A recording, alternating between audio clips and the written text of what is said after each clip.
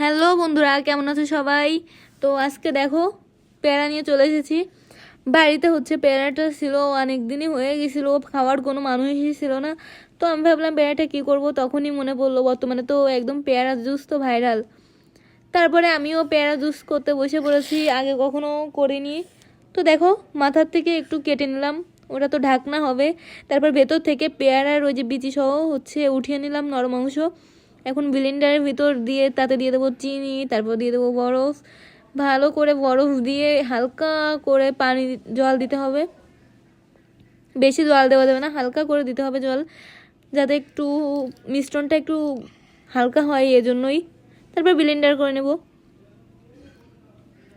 তারপর ব্লেন্ডার করা শেষ হয়ে গেল, দেখো কত সুন্দর মিশ্রণ হয়েছে ঠান্ডা ঠান্ডা।